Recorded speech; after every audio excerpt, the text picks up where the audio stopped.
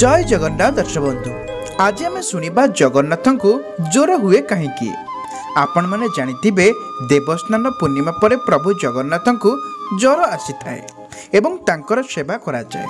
15 दिन जाए प्रभु जगन्नाथ ज्वर रे पड़ी थांती। यही समय रे तांको विशेष औषध दिया जाए, हालुका खाद्य दिया जाए, आउ काढ़ा तैयारी करी पीवा को दिया जाए। जेतेबेले प्रभु जगन्नाथ भल होई जांती सेतेबेले तांकर विश्व प्रसिद्ध रथयात्रा अनुष्ठित हुए। तेबे आपण माने भाबुथिबे प्रभु जगन्नाथंकर पुणी देह खराब हुए, ताहा पुणी 15 दिन जाए। यह पछरे एक सुंदर कहानी अछि।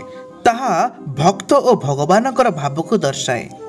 भगवान कहिचंती जदि मोर भक्तर देह खराब होई परिबो तेबे मोर काहे कि होई परिबो नाही।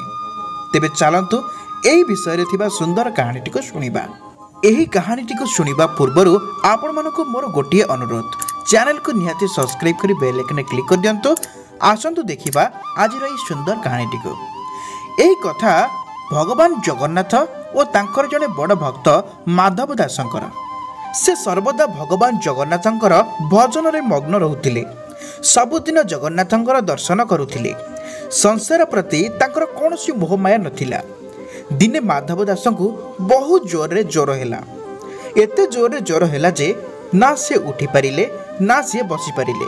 से एकुटिया रहुथिबारु सब काम तांको ही करिबाकू पडुथिला। जदि तांको केही सहाय्य करिबाकू आसुथिले से तांको मना करि देउथिले आ कहुथिले प्रभु जगन्नाथ अछंती ना, से तांको सहाय्य करिवे आ मते रक्षा करिवे। भगवानकर लीला भी बड़ विचित्र।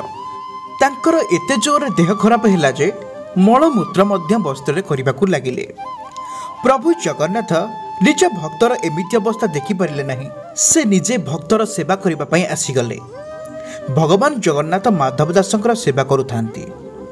जगन्नाथ माधव दासंकर मैला वस्त्र को मध्य धोउथांती।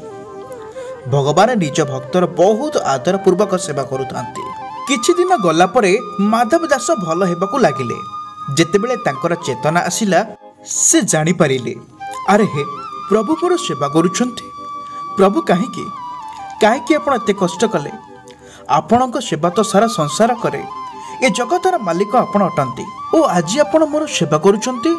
आपण चाहिथिले ते मोर रोग ही भल करि पारि थांते। आपण मोर देह भल न करी आपण मोर सेवा कले, एहा मते भल लागिला नाही। प्रभु जगन्नाथ कहिले, हे माधव, सत्य तो एहा अटे, मु मोर भक्तर कष्ट देखि पारिली नाही।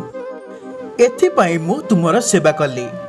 मु चाहिथिले तुमर रोग मध्य भल करि पारि थांती, किंतु जहा भाग्य रे अछि ताहा निश्चय हेबो। जदि तुमको एही जन्म रे न भोगिबो होई पारे तुमको आउ थरे जन्म नेबाको पड़ी पारे। आउ मु चाहे नाही मोर भक्त एई छोटिया कारण पई आउ थरे जन्म नेउ। आउ एथिपाई मु तुमर सेवा करिबा पई आसीगली। दर्शक बंधु, लोक माने कहंती भगवान दुख देउछंती।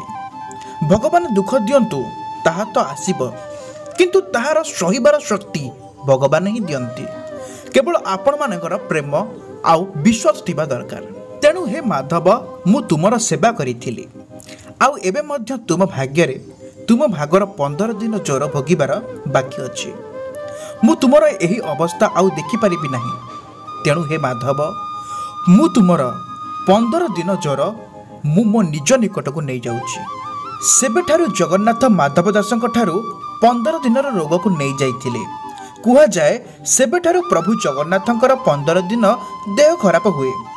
ज्येष्ठ मासर स्नान पूर्णिमा परे भगवान जगन्नाथ स्नान सारिबा परे 15 दिन जाए ज्वर रे पड़ी थांती ओ तांकर सेवा करा जाए। यह वर्ष वर्ष धरी चली आसीछि। 15 दिन जाए तांकर पूजा मध्य बंद करा जाए। तेबे दर्शक बंधु, आज यही कथा वस्तुटी आपण मानकु केमिति लागिला निहाती कमेंट माध्यम रे जणाइबे एवं केउ जाकर आपण माने देखुचंती कमेंट रे जणाइबे। आपण मानकु एई भिडियोटी भल लागितले निहाती वीडियो को लाइक करिवे एवं एही परि कहानी सुनिबा पई चैनल को सब्सक्राइब करि बेल आइकन क्लिक कर देबे। धन्यवाद दर्शक बंधु। आज रे वीडियो को मैं एतिके रखुची। पुणी देखाबा एक सुंदर कहानी सहित। सेति पर्यंत विदाय दियंतु। जय जगन्नाथ, जय जगन्नाथ, जय हिंद।